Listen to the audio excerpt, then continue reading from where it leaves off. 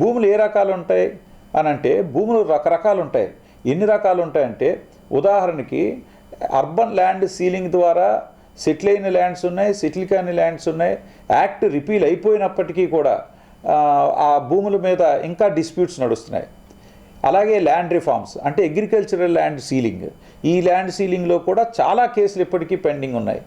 అలాగే ఇనామ్ ల్యాండ్స్ అనేటువంటివి ఇంకా ఇప్పటికీ ఉన్నాయి. అలాగే ఎస్టేట్ అబాలిషన్ వల్ల వచ్చిన ల్యాండ్స్ ఉన్నాయి. ఇలాగా రకరకాల పరిస్థితుల్లో అలాగే అగ్రికల్చరల్ ల్యాండ్స్ వేరు, అలాగే అగ్రికల్చర్లో కౌలుకి అంటే టెనెన్సీ యాక్ట్ వేరు, దాని కింద ఉన్నటువంటి కౌలు రైతులకు ఉన్నటువంటి హక్కులు వేరేగా ఉంటాయి, దానికి సంబంధించిన చట్టాలు వేరేగా ఉంటాయి. ఆ భూముల గురించి వేరేగా తెలుసుకోవాల్సి ఉంటుంది. ఇది కాక ప్రభుత్వం భూములు రకరకాలు ఉంటాయి. ఆ రకాల ఉదాహరణకి గ్రామ కంఠం అని అందరూ వినే ఉండుంటారు. ఈ గ్రామ కంఠం గురించి ఇప్పుడు చాలా తగువులు అవుతున్నాయి.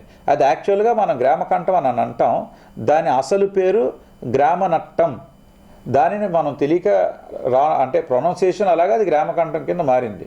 గ్రామ నట్టం అని అంటే పబ్లిక్ యూటిలిటీ. అంటే ఒకప్పుడు కూడా ల్యాండ్ యూజ్ ప్లాన్ ఉండేది. ఆ ల్యాండ్ యూజ్ ప్లాన్ ప్రకారం పబ్లిక్కి కొంత కామన్ ప్లేస్ ఏదైతే ప్రతి విలేజ్కి ఉండాలని ఏర్పాటు చేశారో అలాంటి పబ్లిక్ ల్యాండ్ని గ్రామ నట్టం అని అంటాం లేదా గ్రామకంఠం. మరి ఇప్పుడు ఈ గ్రామకంఠం భూములు అనేటువంటివి అకౌంట్ ఎక్కడ ఉంటుందండి? నేను భూమి కొనుక్కుంటున్నప్పుడు అది గ్రామకంఠం అయితే నాకు ఎలా తెలుస్తుందండి?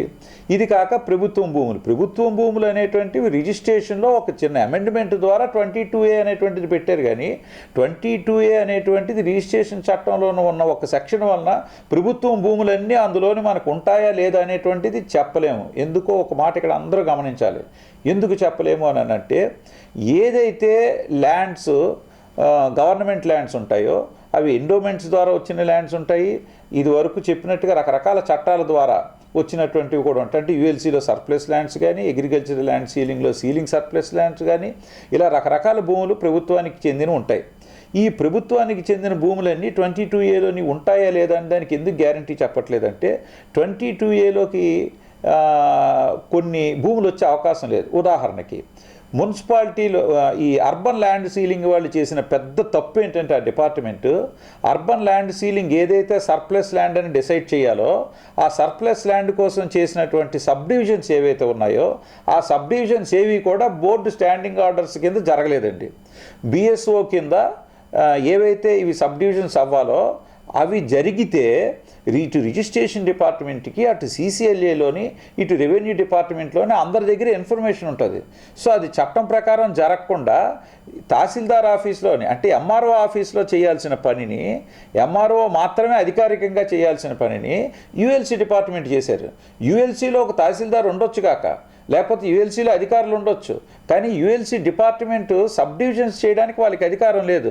వాళ్ళు ఒక రఫ్గా ఏదైనా తయారు చేసుకుంటే దాన్ని పంపించినట్లయితే MRO గారు దాన్ని మళ్ళీ సబ్ డివిజన్ చేసి దాన్ని ఒక ప్రాసెస్ ఫాలో అవ్వాలి. అది ఫాలో అయితేనే గవర్నమెంట్ భూమికి సబ్ డివిజన్ కింద డిసైడ్ చేయబడుతుంది. అది మాత్రమే రిజిస్ట్రేషన్ డిపార్ట్మెంట్కి వివరంగా పంపించడం జరుగుతుంది. సో దీనివల్ల మనకు అర్థమైంది ఏంటి, ఈ భూముల గురించి చాలా వరకు ప్రభుత్వ భూములు కూడా రిజిస్ట్రేషన్ డిపార్ట్మెంట్లోని ఉండే అవకాశం లేదు. అలాంటప్పుడు పొరపాటున అలాగ ల్యాండ్ కొనుక్కొని అది ప్రభుత్వ భూమి అని తెలిసి అటు చేయలేక ఈ డబ్బులు పోగొట్టుకొని ఇరుక్కుపోయినటువంటి ప్రజలు కొన్ని వేల మంది మన ఆంధ్ర రాష్ట్రంలోనే ఉన్నారు. అలాంటి సమస్యలు పరిష్కారం అవ్వడానికి అసలు భూములు ఎన్ని రకాలు ఉన్నాయి, ఎలాంటి భూముల్లో ఎలాంటి జాగ్రత్తలు తీసుకోవాలని వాళ్ళకి చెప్పాలి.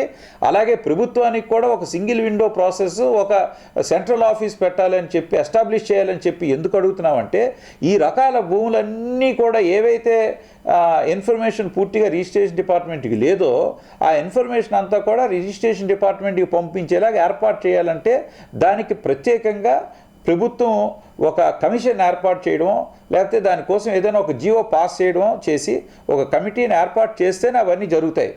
సో ఇది మొత్తం ఆంధ్ర రాష్ట్రంలోని ప్రాసెస్ జరగాలి అని అంటే ఈ రికార్డుల గురించి అంటే ఏ భూమి ఏ జాతికి చెందుతుంది, అది అసలు ప్రభుత్వం భూమా ప్రైవేటు భూమా ఎవరికి చెందుతుంది, కొనొచ్చా లేదా, ఇవన్నీ కూడా తెలుస్తాయండి. ఈరోజు చెరువుల గురించి రికార్డులు లేవు, అలాగే గడ్డల గురించి రికార్డులు లేవు, అలాగే LTF రికార్డులు లేవు, అలాగే సముద్రం వెళ్తే LTL HTL రికార్డులు లేవు. సో చాలా రికార్డులు లేకపోవడం వల్ల ఏమవుతుంది, ఈరోజు లేవంటే మళ్ళీ చెప్తున్నాను, లేవంటే వాటికి సంబంధించిన ఆఫీసులో ఉండకపోవచ్చు కానీ మొత్తం అన్నీ కూడా CCLAలోనే ఉంటాయి, chief commissioner of land administration, అలాగే commissioner central survey and land records దగ్గర వాళ్ళ దగ్గర ఉండి తీరుతాయి. వాళ్ళ దగ్గర లేకపోతే ఆర్కైవ్స్ డిపార్ట్మెంట్లోనే ఉంటాయి. అందువల్ల రికార్డు లేకపోవడం అనేది ఉండదు. అయితే కొన్ని అకౌంట్లు అసలు రాయకపోవడం ఇలాంటివి కొన్ని జరిగే, ఆ అకౌంట్స్ పాత అకౌంట్స్ని బేస్ చేసుకొని ఇప్పుడు మళ్ళీ కంటిన్యూ చేస్తే ఆ మిగిలిపోయినవన్నిటి లెక్కలన్నీ కూడా ఇప్పుడు తేలిపోతాయి. ఈ రకంగా ఒక సెంట్రల్ ఆఫీస్ అయితే ఉండాలి. భూములు ఏ రకాల భూములు ఉన్నాయో భూముల వివరాలతో పాటు వాటిని ఏవి ప్రజలు కొనుక్కోవచ్చు, ఏవి కొనుక్కోకూడదు, ఏవి ప్రభుత్వ భూములు, ఏవి ప్రైవేట్ భూములు అనేటువంటిది పూర్తి స్థాయిలోని ఈ ఆఫీసులోని ఒక సెంట్రల్ ఆఫీస్లో ఎస్టాబ్లిష్ చేసేలాగా ప్రభుత్వంకి మేము అప్పీల్ చేస్తున్నాం. అది సొసైటీ తాలూకా ముఖ్యమైన ఎయిమ్ అండి. ప్రభుత్వ భూమి ఎందుకు అన్యాక్రాంతం అయిపోతుంది, లేకపోతే ప్రభుత్వ భూమి చాలా దగ్గరలో తరచుగా ఎందుకు గురి కాబడుతుంది? అలాగే మీరు ఇదివరకు అడిగిన ప్రశ్నకి కూడా ఒక సమాధానం. అదేంటంటే ఈ ఎక్స్ సర్వీస్ మ్యాన్ ల్యాండ్ కానీ, ల్యాండ్లెస్ పూర్కి సంబంధించిన భూములు కానీ, ఇలాంటి వాటిలో ఎలాంటి చర్యలు తీసుకోవాలి? ఈరోజు ఆంధ్ర రాష్ట్రంలో ఎక్స్ సర్వీస్ మ్యాన్ ల్యాండ్స్ అనేటువంటివి చాలా వరకు బోగస్ ఉన్నాయి. అవి ఎలా వెరిఫై చేయాలండి? దరఖాస్తు రిజిస్టర్ అని ఒకటి ఉంటుంది. ఆ దరఖాస్తు రిజిస్టర్లు ఈరోజు ఎక్కడ ఉన్నాయి ఏమండి? అవి ఎక్కడ ఉండాలి? కలెక్టరేట్లో ఉండాలి. అలాగే ఎక్కడెక్కడ ఈ రికార్డులు ఉన్నాయో వాటి ప్రకారం ఏవైతే ఉన్నా అందులో నమోదైనవి మాత్రమే, దరఖాస్తు రిజిస్టర్లో నమోదైనవి మాత్రమే ఎక్స్ సర్వీస్ మ్యాన్ ల్యాండ్స్ కింద గుర్తించాలి. అందులో లేనివి బయట ఏవైనా ఉన్నాయంటే అవి బోగస్. అలాగే ల్యాండ్లెస్ పూర్ కింద అర్బన్ ఏరియాస్లో కూడా ల్యాండ్స్ ఇవ్వబడ్డాయి. అర్బన్ ఏరియాస్లో ల్యాండ్లెస్ పూర్కి ల్యాండ్ ఇస్తారా అండి?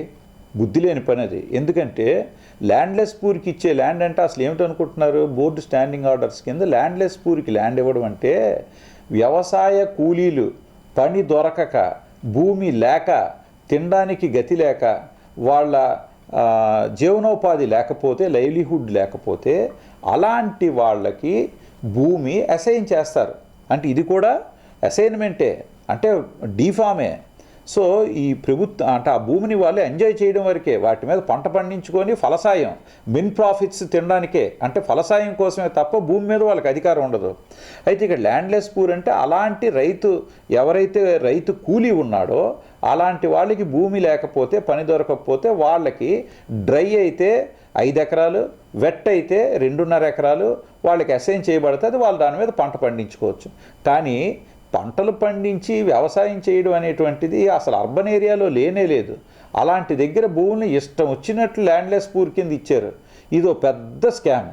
అందువలన ఈరోజు నేను చెప్పేది ఏంటంటే ఇలాంటివి రకరకాలు ప్రభుత్వ భూములు ఇన్ని విధాలుగా అన్యాక్రాంతం అవుతున్నాయి, కబ్జాలకు గురవుతున్నాయి. ఇది కాకుండా మీరు చెప్పినట్టుగా ఇప్పుడు ఈస్ట్ గోదావరి కానీ తీసుకున్నట్లయితే అక్కడ నీరు సమృద్ధిగా ఉంది కాబట్టి, అక్కడ ఈ సరస్సులు ఉన్నాయి కాబట్టి, ఇలా రకరకాల వాటర్ కోర్సెస్ ఉన్నాయి కాబట్టి ఇప్పుడు అక్కడ ఏం జరుగుతున్నదంటే ఈ ఆక్వా కల్చర్ అనేటువంటి దానికోసం, ఆక్వా కల్చర్ అంటే ఎక్కడికక్కడ చెరువులు ఏర్పాటు చేసుకోవడానికి అవ్వదండి.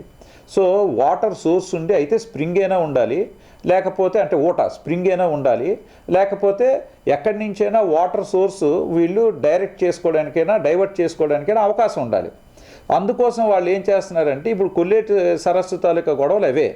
2 సార్లు బాంబులు పెట్టి ఆ గట్లన్నీ పేల్చారు, అయినా కూడా మళ్ళీ గట్లు కట్టడం మొదలుపెట్టారు. సో ఈ రకంగా ఆక్వా కల్చర్కి ఏదైతే అంటే ఆక్వా కల్చర్లో కూడా రకాలు ఉన్నాయండి. ఈ ఆక్వా కల్చర్ కోసం ఏమైతే భూములు మార్పు చేసుకుంటున్నారో, అంటే భూమి తాలూకా వినియోగ మార్పిడి అంటే ల్యాండ్ యూజ్ని మార్చుకుంటున్నారో అవన్నీ అక్రమంగా జరుగుతున్నాయి. అలాగే ఆ భూములు కూడా అక్రమంగా అన్యాక్రాంతం అవుతున్నాయి. ప్రభుత్వ భూమి అంటే ఓ చెరువు ఉంది, చెరువు ఎవరి తాతగారి సొమ్మండి? చెరువు ప్రభుత్వం అనేది. అందువల్ల చెరువులో ఏదైనా కార్యక్రమం చేయాలంటే, చెరువులో ఏదైనా వ్యాపారం చేయాలంటే చేపలు ఉంటే చేపలు పట్టుకోవడానికి నీళ్లుంటే ఆయకట్టు నిర్ణయించబడుతుంది ప్రతి చెరువుకి. ఆ చెరువు తాలూకా ఆయకట్టుకి మాత్రం ఆ నీరును ఉపయోగించాలి, కానీ ఆ నీరు తోడుకొని వెళ్ళిపోయి ఊర్లో అమ్మేస్తామంటే అవ్వదండి. సో ఇలాంటి అవకతవకలన్నీ జరగకుండా ఉండడానికే ఇప్పుడు మేము ఈ సమస్య పరిష్కారంకే ఇప్పుడు మేము ఈ సొసైటీ ఏర్పాటు చేయడం కానీ, ప్రభుత్వాన్ని భూమి కొనేటప్పుడు కానీ ట్రాన్స్ఫర్ చేసేటప్పుడు కానీ ప్రభుత్వం దగ్గర నుంచి ఏదైతే ఇప్పుడు మేము ఒక స్టాట్యుటరీ బాడీ కావాలని అడుగుతున్నామో ఆ స్టాట్యుటరీ బాడీ ఈ సర్టిఫికేట్ ఇచ్చినట్లయితే అప్పుడు ఆటోమేటిక్గా ఇలాంటి ప్రభుత్వ భూములు కూడా కబ్జా అవ్వకుండా ఉంటాయి, పర్యావరణాన్ని కాపాడగలుగుతాం, అలాగే వ్యాపారానికి కూడా ఖచ్చితత్వం ఉంటుంది.